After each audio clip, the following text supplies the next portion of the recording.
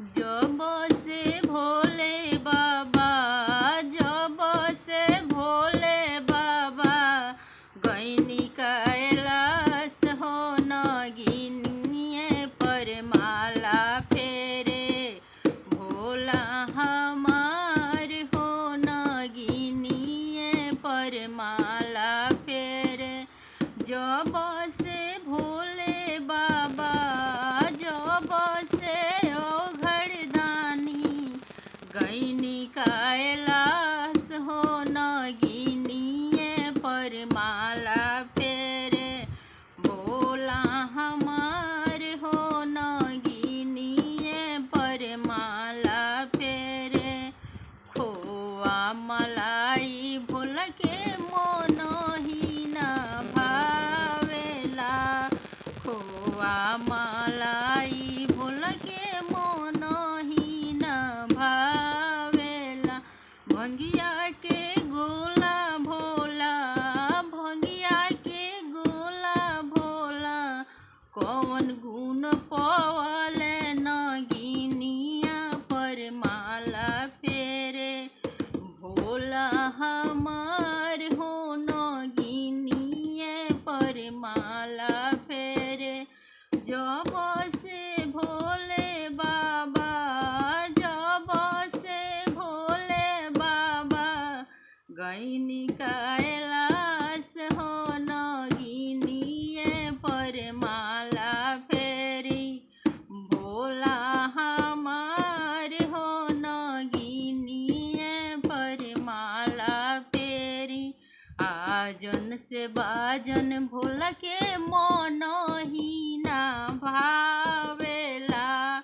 आजन बाजन भोला के मन ही ना भावेला। डमरू के बोगो, डमरू के बाजा भोला, डमरू के बाजा भोला भैनी खुशहाल हो नगिनिए पर माला फेरे। भोला हमार हो नगिनिए पर माला फेरे। जब से भोले बाबा, जब से भोले बाबा गैनी कैलाश हो त्रिशूलवे पर डमरू बान्हे। भोला हमार हो त्रिशूलवे पर डमरू बान्हे।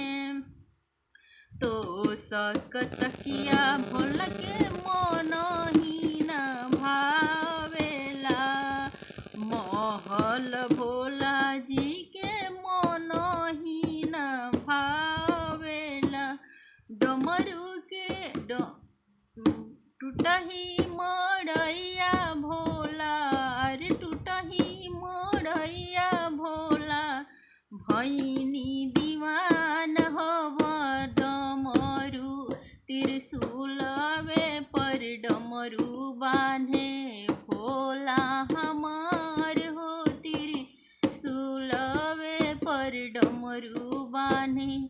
जब से भोले बाबा, जब से भोले बाबा गैनी कैलाश हो त्रिशूलवे पर डमरू बान्हे। भोला हमार हो त्रिशूलवे पर डमरू बान्हे। शिव हमार हो त्रिशूलवे पर डमरू बान्हे। अगर मेरा वीडियो अच्छा लगे तो लाइक शेयर सब्सक्राइब जरूर करिएगा और कमेंट बॉक्स में बताइएगा कि मेरा गाना आपको कितना पसंद आया।